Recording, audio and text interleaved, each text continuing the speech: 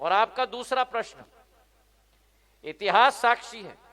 और मुझे तो कभी कभी हंसी आती है जब कांग्रेस मुद्दा उठाती है, और मैंने तो पहले भी कहा है कि मेरा नाम लेते ही शायद कांग्रेस को इसी बात का एहसास होता है कि जो भ्रष्टाचार उन्होंने किया, जो नाइंसाफी उन्होंने मध्य प्रदेश की जनता के साथ की, जो मेरे दादी ने उस समय जो नाइंसाफी और वादा खिलाफी डीपी मिश्रा जी की सरकार ने की थी, उनको अपना जगह बताया था। और मुझे तो कहा गया था कि सड़क पे आ जाओ, तो मैं सड़क पे आ गया। राजेश जोल जी, एक मिनट में और सिंगल प्रश्न, मेरा निवेदन है कि समय कम है, हमारी यात्रा प्रारंभ होना, सिंगल प्रश्न करेंगे और पूरक प्रश्न नहीं लेंगे। और राजेश जोल जी का महिला बहनों को देना है ना, बराबरी का है। राजेश जोल जी 2-3 प्रश्न और लेंगे। राजेश जोल जी, कोरोना की दूसरी लहर की विभीषिका पूरे देश ने भोगी, ये सबको पता है। तीसरी लहर का संकट बताया जा रहा है, जिसके चलते शासन प्रशासन कोरोना प्रोटोकॉल। और आपके उत्तर में एक और कहना चाहता हूं, कल श्रीमंत बाजीराव पेशवा जी की जन्म जयंती थी। उनके दाहिने हाथ छत्रपति शिवाजी के मेरे पूर्वज राणोजी महाराज थे, और उनके बाएं हाथ मल्लाराव होलकर इंदौर के राजा थे। और सिंधिया परिवार ने पानीपत की लड़ाई में सिंधिया परिवार के 3 वंशजों को सिर काट के बरछे पे लहराया गया था अहमद शाह अब्दाली की सेना के द्वारा। मराठा फौज में एक भय का वातावरण तैनात करने के लिए मेरे पूर्वज दत्ताजी महाराज को जब नजीब उद्दौला ने मारने की कोशिश की थी, गोली लगाई थी और बोला था क्यों दत्ताजी और लड़ोगे, तो दत्ताजी महाराज ने उत्तर दिया था जिएंगे तो लड़ेंगे। ये सिंधिया परिवार का इतिहास है।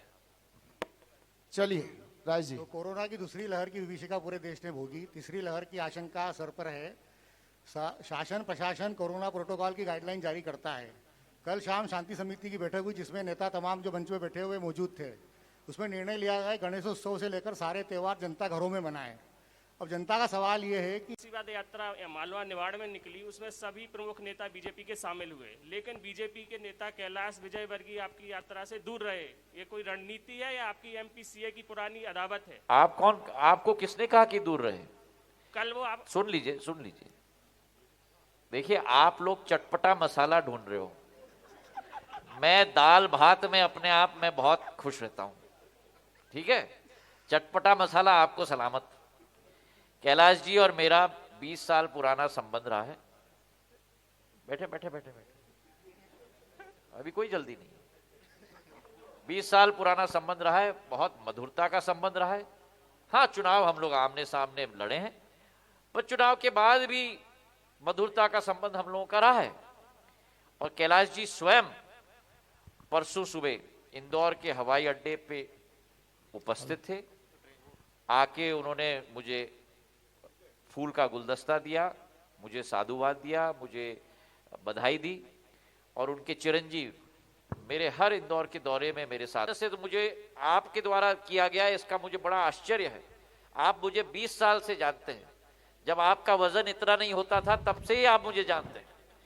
मेरी कभी राजनीतिक अभिलाषा नहीं, ना रही, ना थी, ना आज है, ना कभी है।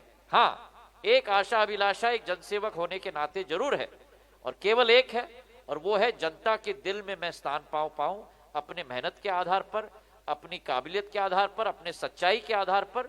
ये मेरा मकसद जरूर है। बहुत बहुत धन्यवाद। कीर्ति भाई के बाद राजेश जी। कीर्ति भाई के हाथ में माइक पास, उसके बाद राजेश जी इस पंक्ति में। कीर्ति राणा जी इधर। कीर्ति राणा जी प्रजातंत्र से। मेरा आपसे एक प्रश्न है, 2 प्रश्न। एक तो पेगासस मामले में आपका स्पष्ट मत क्या है, जासूसी मामला। दूसरा ये कि जब आप कांग्रेस में होते थे तब बीजेपी आप पे आरोप लगाती थी, जब आप बीजेपी में तो कांग्रेस आरोप लगा रही है कि आजादी आंदोलन में सिंधिया रियासत ने गद्दारी की। इस बारे में आप स्पष्ट बताएं क्या वाकई स्थिति है, क्योंकि इतिहास अपने